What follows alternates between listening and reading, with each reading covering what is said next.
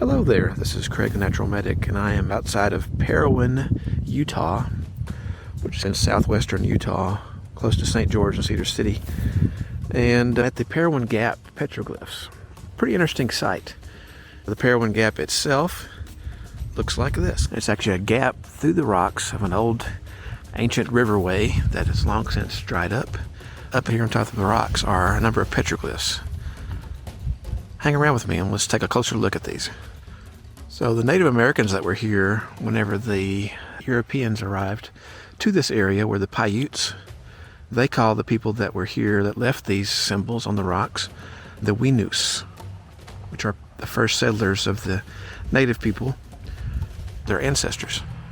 If you zoom in, you can see a better perspective of these many symbols on the rock. This is a sacred site to the Paiute and the Hopi, so visit with reverence and think about that. The interesting thing about this particular site is it tells a story of a great journey by the southern Paiutes.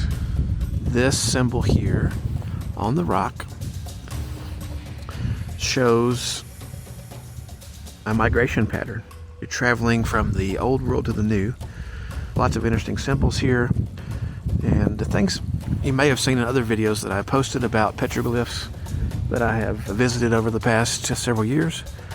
You have the familiar corn stalks, you have different astrological, astronomy type symbols up there, along with some other things that might be familiar. If you're looking at this up ahead, I'll give you a brief summary. You're looking at a movement of the sun, the moon, and the stars. That's what this line is tracing, and it's also showing the Parowan Gap itself, the valley of the summer solstice, all types of things. Let's take a closer look at the panel. And the glyph itself, or the glyphs themselves, in summary tells the story of the old world to the new transition. It was a long trail that many experienced famine, drought, water crossings, cold ice, sun, and a great leader. When the leader was arriving in the new land, he was killed, and the arrow was inside of his head, indicates that he would die. The full petroglyph depicts the leader and shown as only a head and body, no arms, upside down to indicate that he died. The leader itself shows right here, upside down, showing that he died. He has a pecs representing splashed in water to show he was killed in the water. So very interesting how this turned out. If you want to pause the video now, you can take a look and see all of the detail of this. Okay. This was studied by Archaeoastronomer Noel and archaeologist Garth Norman. They studied this in the early 2000s and determined what it actually meant, and that this grouping of petroglyphs represents a lot of astronomical knowledge. Now the Hopi people look at it a little bit differently, but similarly to the Paiute, they describe their connections with the people of long ago, which migrated through the Parowan Gap to Hopi, to Winoos, which is the spiritual center of the earth. And they represent the covenant with Masa, the earth guardian, which I believe is represented by this symbol, is up here on the rock. If you zoom in, that particular symbol is up there. I don't see where at this point, but maybe you can point it out. There is a similar type symbol right there. If I do see it, I'll add it to the video here. So this archaeological site, these petroglyphs here, were placed on the National Register of Historic Places in 1969 and represent the work of the Fremont people and the southern Paiute cultures. Petroglyph sites are likely a working of many individuals over a long time period, not really done by any particular group or individual. They were just done over a period of time by different tribes that visited here. So if you look at this panel here, you can pause the video if you want to take a closer look. This is the first time I've seen the symbols interpreted on a panel that tells you what these things mean. The Paiute Indian tribe of Utah provided the interpretation of the petroglyphs. Let's take a look up on the rock. If you look at the nearest ones on this rock face right here, you're looking at this kind of wide, almost looks like a fan that's showing the snow falling. Above that is showing water, and there's water also coming down. And you have also two eyes. That's kind of hard to see from here, but above the, looks like a parallelogram with some little fingers on top of it. Right above where the snowfall petroglyph is, there's eyes up there which are showing that it's a guardian or a watcher. The other side over here, we're looking at prospering.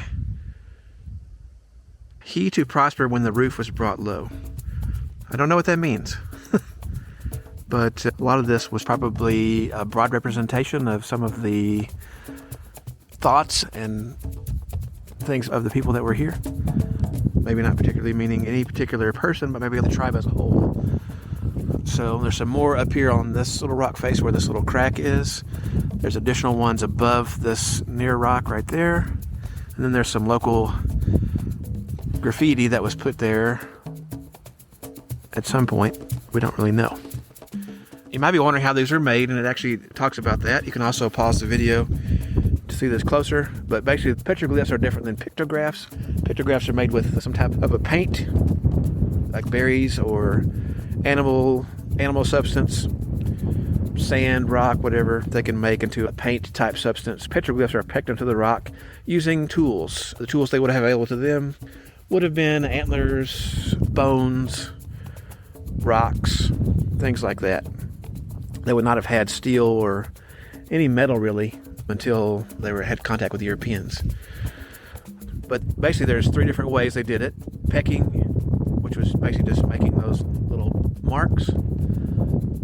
So a direct strike or indirect strikes. Incising and scratching, which is a sharp pointed tool, or braiding, which is just rubbing it back and forth.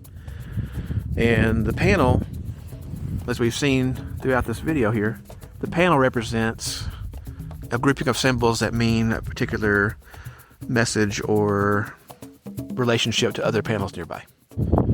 Yeah, looking at this right here, the first Europeans, which were mostly Mormons, coming to this area of Utah, led by Parley Pratt. He was one of the commissioned leaders for scouting new settlement sites, and he made contact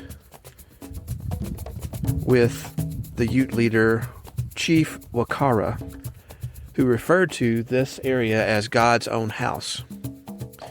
Just 2 years later, they established Parowan as one of the first settlements in southern Utah. One of the things to think about is what is a relic or historic inscription and what is vandalism.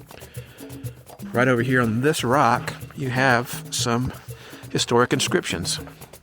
Looks like a tombstone right there, which is pretty interesting. Zoom in a little bit. You have HSH in 1882, Hyatt 1887, it's 1839 maybe, or I'm not really sure if that's 1939. Not really certain. But nowadays you don't want to touch any of these, whether this is the historic writings here or the petroglyphs themselves. You don't want to damage those. Oils on our skin, it's illegal, so don't do that. Interesting thing here is talking about wildlife images. I don't specifically see, other than some birds, like bird tracks right up here. If you zoom into this one, please zoom into this one, you can definitely see some bird tracks going up on the right side there. I did see some sheep earlier. When Father Escalante was traveling through here as part of the Escalante expedition, which came from Santa Fe and tried to go to California unsuccessfully, he did discover a lot of things, and he saw lots of bighorn sheep, compared them to domestic sheep, and after a long decline in those, they actually are coming back now. So, pretty neat. As I've said before in other videos, they use this to kind of keep a record of what they saw in their environment and in their life. So if you look over here, we have what's called a mimeograph. The Paiute sun god, which is Tobots, or tobats. That might be his mouth right there, where that little cave is. And then his face goes up here. The thought was that he ate the sun in the wintertime, and then the sun appears here in this gap on the first day of summer. Isn't that wild to think about?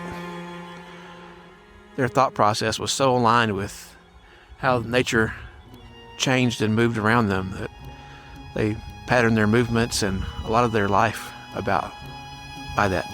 And if you look here, you can almost see a face right there. There's the mouth, nose, eyes, that kind of stuff up at the top. Pretty wild. This panel here talks about the geology of the site. In short, there was an uplift here as a river or stream was eroding and creating this gap. This talks about the people that made the petroglyphs, and this talks just an orientation to the site and reminds you again not to disturb or damage the glyphs. So what do you think about this place?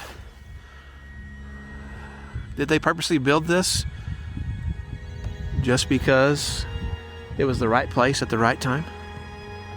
That's pretty fascinating to think about. We think about our modern society and how we are very closely tied to our machines and computers and how that helps us, but we've gotten away from the natural way of doing things. The native people, we can learn a lot from them.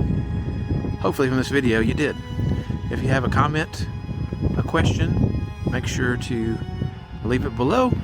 Give it a thumbs up if you like this video so it can get out to more people. We'll see you next time on the trail. All right, bye.